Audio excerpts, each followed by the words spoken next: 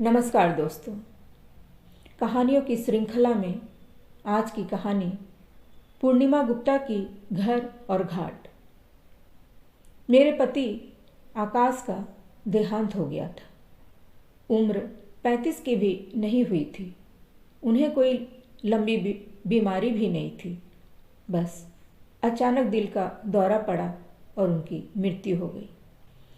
अभी तक तो मित्रगण आते रहे थे, लेकिन पति के देहांत के बाद कोई नहीं आया।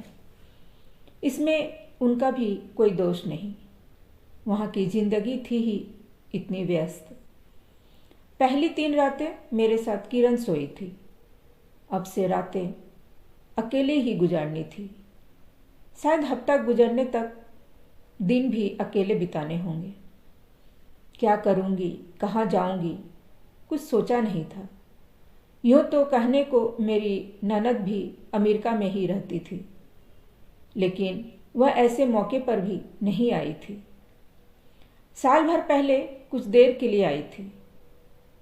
तब मुझसे कह गई थी, रीता, आकाश बचपन से बड़ा विनोद प्रिय किस्म का है।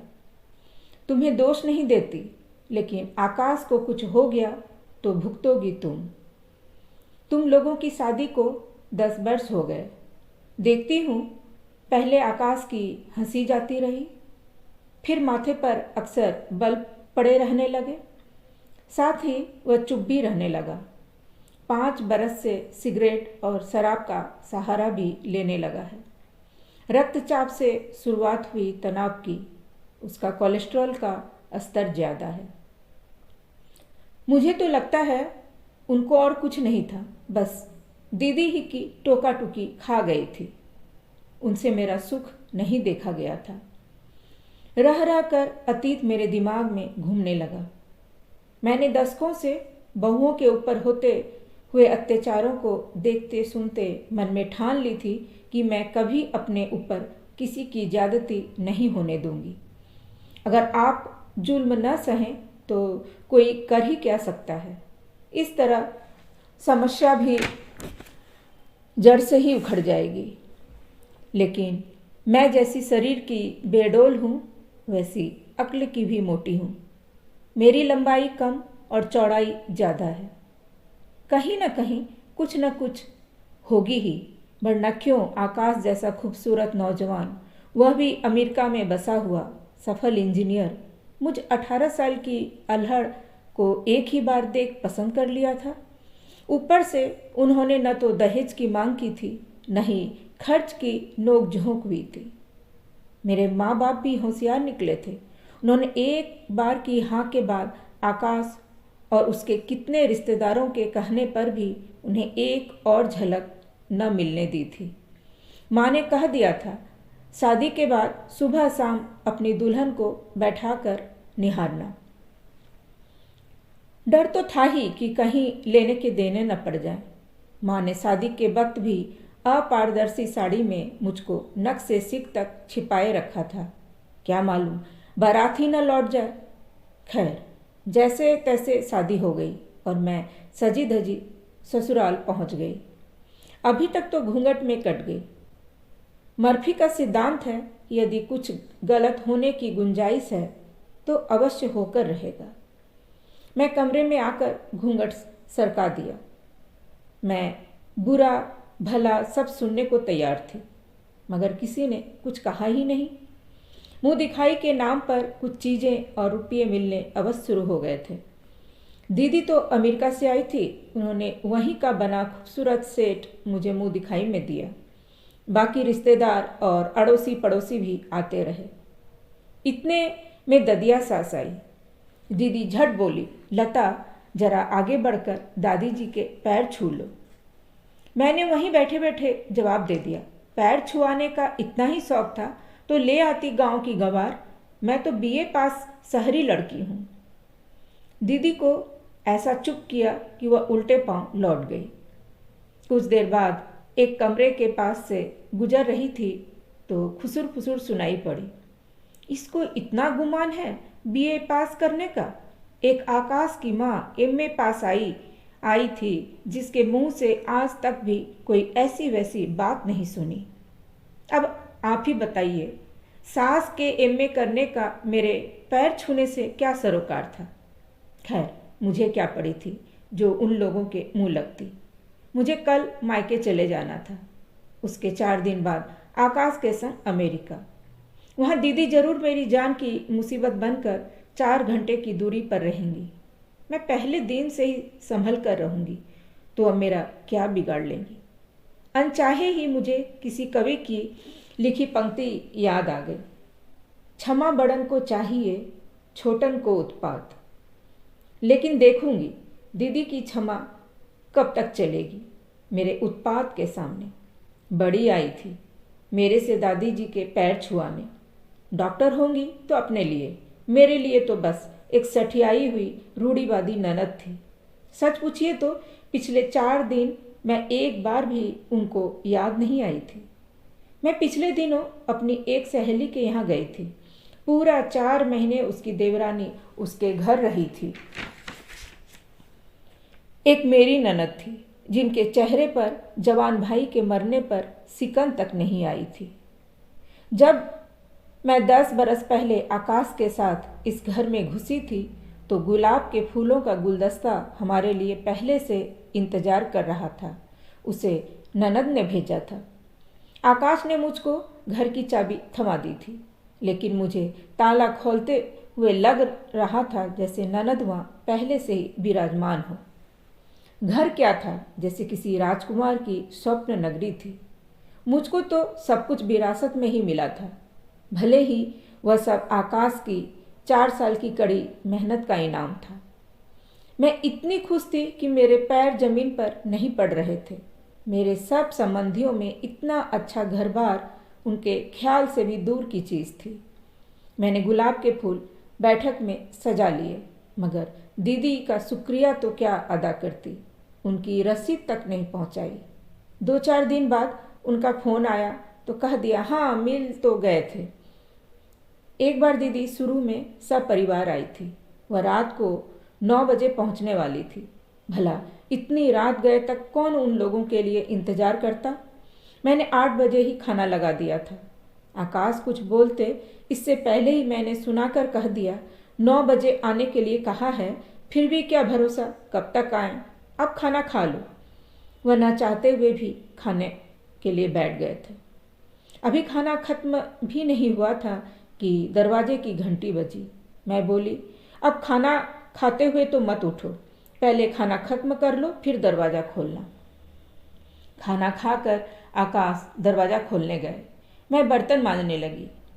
उधर न पहुंची तो 15 मिनट बाद ही दीदी रसोई में आ गई और नमस्ते करके लौट गई। मैंने उन सब का खाना लगा दिया। दीदी ने हमसे भी खाने को पूछा, फिर बोली इस देश में खाने की कमी नहीं है, हर चौराहे पर मिलता है। साथ न खाना था तो कह देते, हम खा कर आते।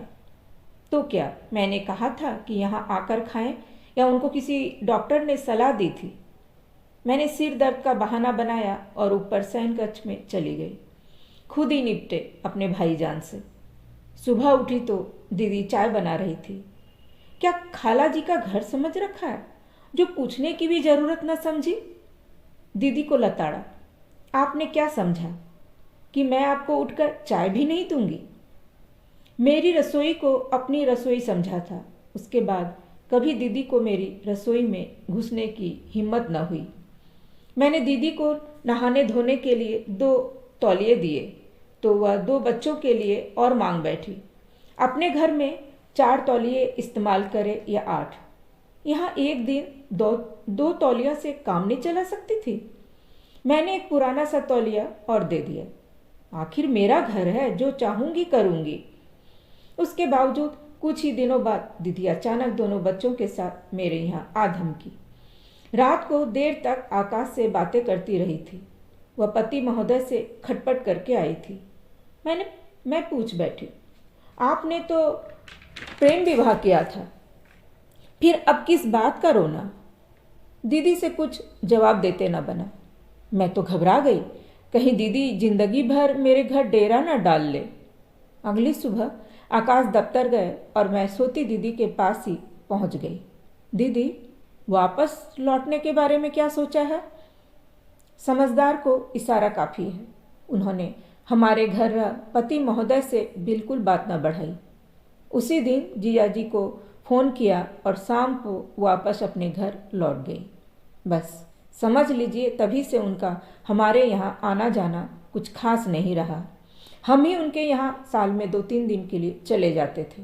जाते भी क्यों ना, और बड़े आग्रह से बुलाती जो थी, बुलाती भी क्यों ना। आखिर उनकी पति से कम ही पटती थी। हमसे भी नाता तोड़ लेती तो आड़े वक्त में कहाँ जाते, कौन काम आता।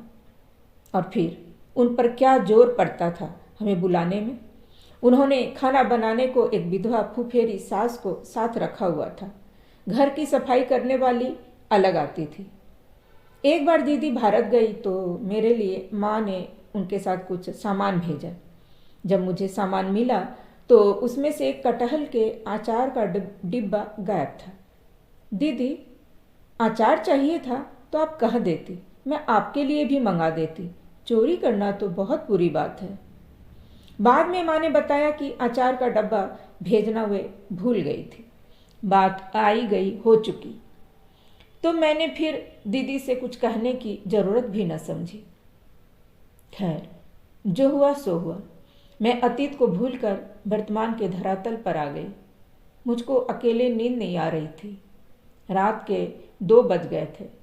एक तरफ आंसू नहीं थम रहे थे और दूसरी तरफ डर भी लग रहा था इतने बड़े घर में। भूख लग रही थी मगर मैं अकेली थी, बिल्कुल अकेली। शरीर टूट सा रहा था। मैं माँ को भारत ट्रंक कॉल करने लगी। माँ, आप कुछ दिनों के लिए अमेरिका आ जाइए, मैं आपका टिकट भेज देती हूँ। माँ अपनी मजबूरी सुनाने लगी। विरासत में मिला सुख कुछ भी तो काम नहीं आ रहा था। पति के मरते ही कुछ भी अपना न रहा था। 10 बरस बाद भी उस घर में न तो कोई अपनापन था, न ही देश में। आकाश $1 लाख छोड़कर मरे थे। मैं एयर इंडिया को फ़ोन करने लगी। मैं वापस भारत जाना चाहती हूँ, अपने घर।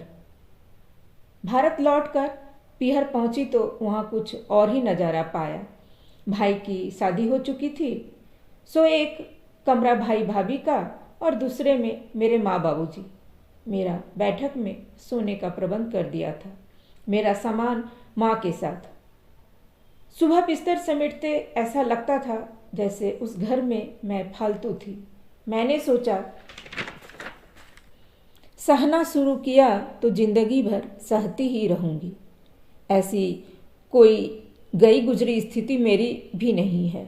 आखिर 10 लाख रुपये लेकर लौटी हूँ। चाहूँ तो इन चारों को खरीद लूँ। एक दिन भाभी जान फरमाने लगी, दीदी पूरी तलवाने में मेरी मदद कर दो ना, मैं बेलती जाती हूँ।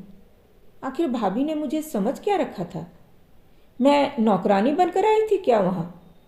इतना पैसा था मेरे पास कि 10 नौकर रख देती। लेकिन बात बढ़ाने से क्या फ़ायदा था। मैं कुछ भी नहीं बोली। मदद नहीं करनी थी सो नहीं की। खाना खाने के वक्त भाभी ने अपना खाना परोसा और खाने लगी। मैंने भी ले तो लिया मगर वह बात मेरे मन को चुभ गई। जब माँ बाबूजी ही सब बातों में चुप्पी लगाए थे तो भाभी तो मेरी छाती पर मूंग दलेंगी ही। मैंने कहा, मेरे आने का तुम लोगों को इतना कष्ट हो रहा है तो मैं वापस चली जाती हूँ। मेरे पास जितना पैसा है मैं उतने में ज़िंदगी भर मज़े से रहूँगी, न किसी से कहना न सुनना। कोई कुछ भी न बोला। मैं सन्नाटे में रह गई। मैं सपने में भी नहीं सोच सकती थी कि मेरे माँ बाबू जी ही इतने बेगाने हो जाएंगे।